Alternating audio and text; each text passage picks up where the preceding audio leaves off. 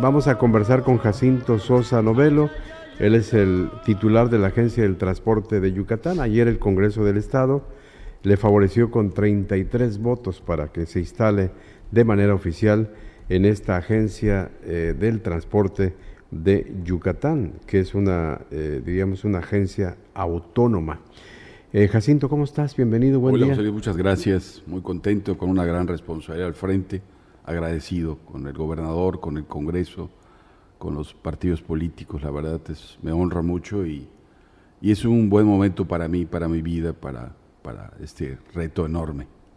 Y bueno, ¿qué sigue a partir de este nombramiento? Primero, ¿cómo encontraste a la Agencia del Transporte de Yucatán? Con enormes desafíos, José Luis. Yo plantearía 3 objetivos estratégicos. Tenemos que estabilizar financieramente a los subsistemas Vaivén y Yetran, que son los elementos insignes del gobierno anterior. Hay que estabilizar financieramente estos subsistemas. Hay que consolidar la modernización del transporte en Mérida, porque hay que recordar que en Mérida no solo existe Vaivén y Yetran, tenemos alrededor de 1,500 mototaxis, que ahí se está viviendo una situación bastante complicada. Tenemos alrededor de 16 rutas con combis que desde el 2016 no reciben una tarifa digna que permita su modernización. Entonces en Mérida digamos que hay 2 objetivos, ¿no? La estabilización financiera de los subsistemas Vaivén y Yetran, la consolidación del proceso de modernización del transporte en la zona metropolitana y la modernización del transporte foráneo, ¿no? Porque fuera de Mérida, Concal, Canacín y Humán un poquito, todo lo demás, pues ocurren muchas cosas y ahí hay muchos retos por hacer, José Luis, en el transporte foráneo. ¿Visibilizas cambios después de haber asumido esta titularidad?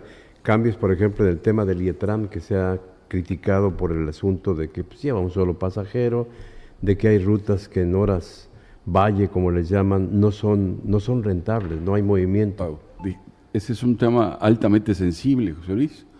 Nos hemos volcado a profundizar en los temas financieros de los sistemas Vaivén.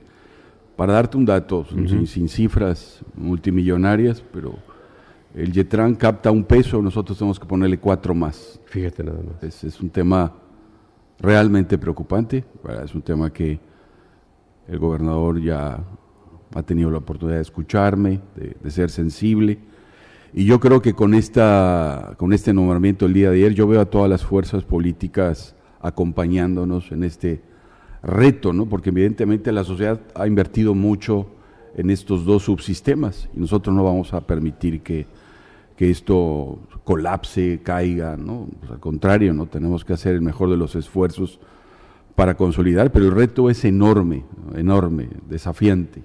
Un peso y hay que ponerle 4 al Yetran. Sí, el Yetran sí, nos cuesta mucho el Yetran, porque además, no solo por las características, son vehículos que cuestan 9 millones de pesos, ¿verdad?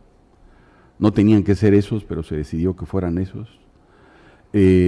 Las rutas no fueron las mejores rutas, se construyeron trayectos un poco caprichosos, lo digo con todo respeto, sí. ¿Verdad?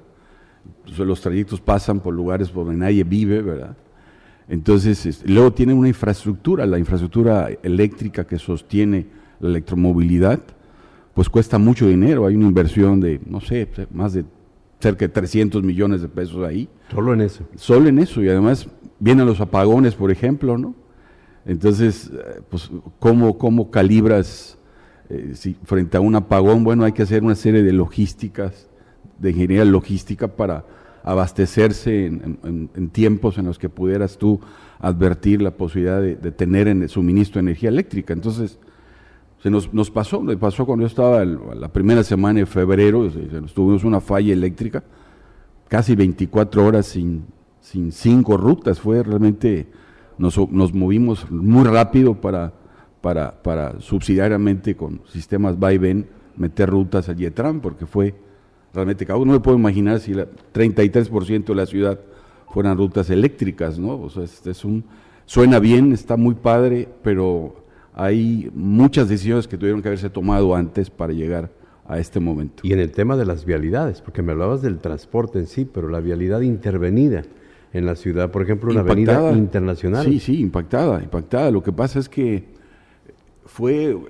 conceptualmente creo que fue una muy buena decisión, pero la implementación fue muy cuestionada. Incluso los cargadores, me dicen, de ahí de la estación central, de ahí de la plancha, ya no funcionan. No, bueno, quienes conocen me han criticado a mí que la compra de estos pantógrafos, que son una infraestructura multimillonaria, que incluso para poder seguir explotándolas tenemos que seguir invirtiendo varios millones de pesos. O sea, no termina ahí la historia, ¿no?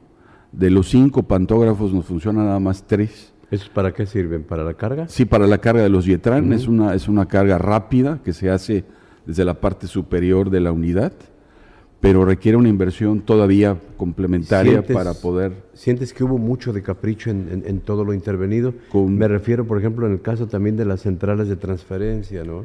Wow. Que algunas hay que pagar incluso hasta renta. Hasta me eriza tu pregunta, me decía José Luis, estás muy cañón. Sí, totalmente. Hay todo un planteamiento bien intencionado, muy mal implementado, sin duda, ¿no?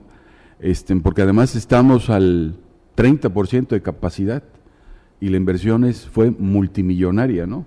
Yo no lo hubiera hecho de esta forma, sin duda, porque yo tendría que haber advertido que en los años subsecuentes eso iba a tener un costo como el que ya estamos, porque a ellos les tocó inaugurarlas, a nosotros pagarlas. Sí. Y seguirlas pagando. No. Por ejemplo, la de Cetrán del Norte tenemos que pagar un contrato por 15 años. Ya luego te digo cuánto es ese contrato. Y ya luego me dices a quién se la alquilan, ¿eh? Exacto. Entonces sí. Creo que fue una idea muy buena conceptualmente, pero con una implementación muy abrupta, hoy que nos tiene una situación financiera muy complicada. Ahora, aquí hay 2 cosas interesantes. Una, el aval absoluto del Congreso del Estado para hacer los cambios que tú ya sabes que tienen que hacerse y que el gobernador también ya sabe que se tiene que implementar para dejar de seguir pagando aquello que es un exceso, ¿no? Es correcto. Sí, la verdad es que yo agradezco enormemente a los partidos políticos, a las fracciones, para este consenso. Me siento muy responsable de eso, por eso creo yo que tenemos que manejar esto, gestionarlo con toda la responsabilidad. Hay mucho dinero de por medio y además, para bien, la gente ya se acostumbró a un servicio de alta calidad, pero es muy importante subrayar, es un servicio altamente sensible, ¿no? Tenemos un estrés en la operación de los subsistemas en Mérida. ¿Qué significa esto? Lo que está incidiendo, por ejemplo, este nivel de accidentes que tenemos en la ciudad. El problema no es el transporte, el problema es la cantidad excesiva de vehículos particulares que se van incorporando al subsistema vial en Mérida. Alrededor de 25,000 unidades al año, José Luis. Entonces mucha gente piensa que el problema es el transporte, no, el transporte es la solución. Las grandes ciudades del mundo han visto en el transporte como la solución. Nosotros hacemos en Mérida 370,000 viajes en promedio.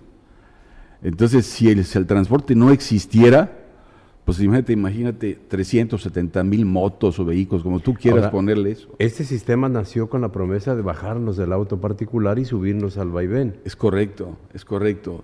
Y bueno, tocaste otro tema, otra fibra muy importante. Nosotros traemos, ¿cómo denominamos? ¿Dónde está la centralidad de la estrategia? Desmotorización. Ese es el nombre del juego, desmotorizar Mérida.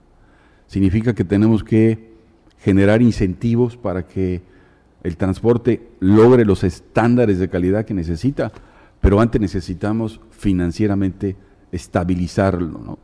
Y sí tiene solución, pero no es una solución que podamos hacer el próximo mes ni el próximo año, ¿no? O sea, el enfermo se va a terapia intensiva. Está en terapia intensiva. Está en terapia intensiva. Creo que tenemos el equipo de cirugía mayor está listo, creo que lo tenemos. Solo estamos tratando de conseguir los insumos que necesitamos para eso. ¿Presentas un informe completo del estado que el día 30 ahí vamos a rendir un informe, va a ser puntual, claro, ¿verdad? Vamos a hablar de las cosas y ponerle nombre al niño como debe ser, ¿no? En dónde perdemos, qué hay que ordenar que hay que organizar todo integral. Completamente, José. El día 30 de abril el Congreso nos ha resuelto que a las 10 de la mañana estaremos ahí en el honorable Congreso ahí con las Ahora diputados sí que y los el Día diputados. del Niño, para que este niño tenga mejor alimentación. Mejor vida. Mejor vida. Oye, Sí. ¿y lo que hay que cambiarlo, tal cual? Tal cual, hay que tomar decisiones del tamaño de los problemas, ¿no? Sin duda, ¿no? Y ojalá el problema de la agencia de transporte solo fuera de Yetran y Vaivén. Ujú. Hay un reto enorme en el transporte foráneo, en el transporte de última milla, como se llama, que son Sí. los mototaxis. En Yucatán hay 25,000 mototaxis completamente con una, digamos, no anarquía, ¿verdad? Porque hemos tenido un acercamiento con varios de esos actores. Algo que te puedo decir que es una gran fortaleza, José Luis, es la cercanía que tenemos con los principales actores, De acuerdo. empresarios, taxistas, gremio. La verdad es que hemos construido una sinergia muy importante y eso va a ser garantía para resolver los problemas que tenemos. Poco a poco. Seguiremos conversando. Si nos lo Muchas gracias, permites. José Luis.